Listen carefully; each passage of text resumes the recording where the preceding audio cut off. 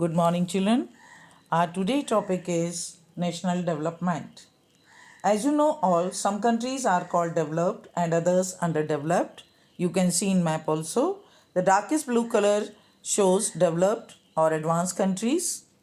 Red color indicates least developed countries. Generally, they are in Africa continent, and orange color shows less developed countries.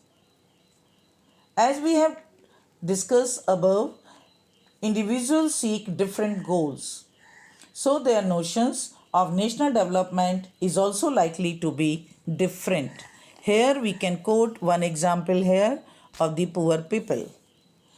People those live in backward areas, they are poor also, and their national development goals may be increase in national wealth so that they can get more facilities, means increase in wages, increase in non-farm activities, and as well as they want to get better education.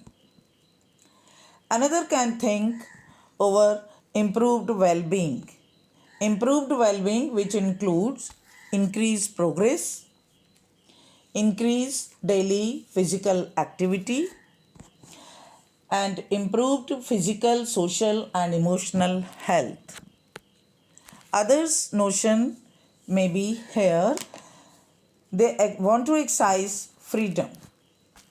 Freedom according to their choices, they want to do work, want to get education so that further they can get good employment. They want to do work as in IT sector, modern food industry, and other well established education institutions.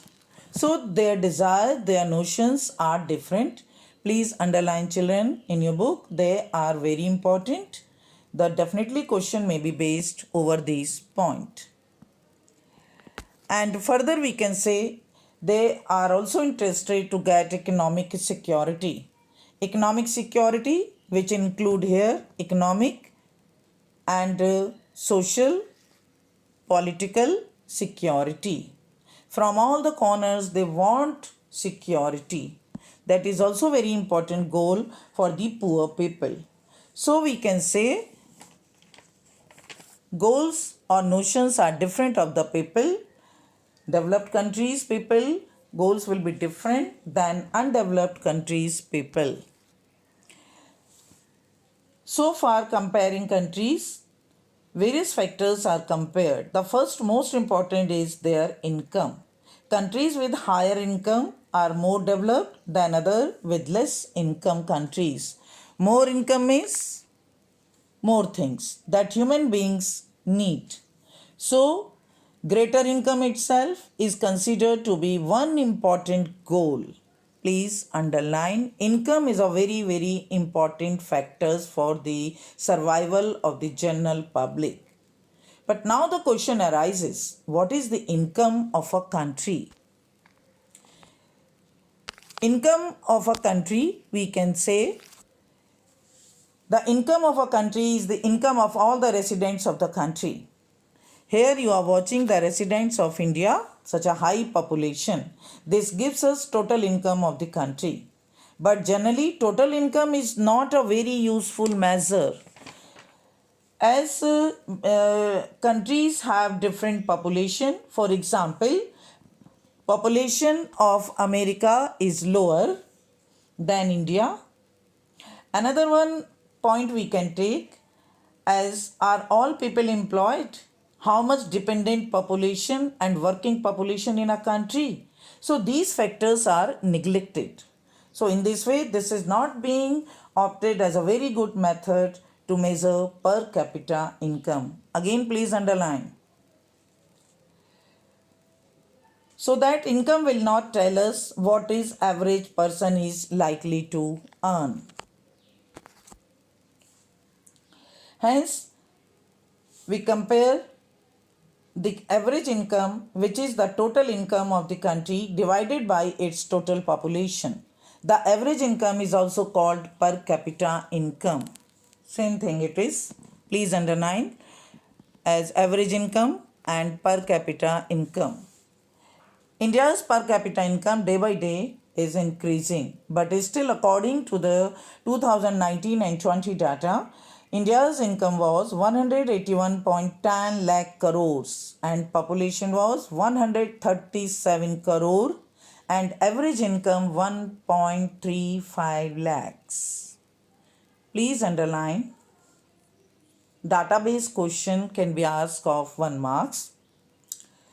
Further, we can say in World Development Report, this criteria is used in classifying countries. Countries with per capita income means 12,736 in US dollar and above are called rich countries, and the countries with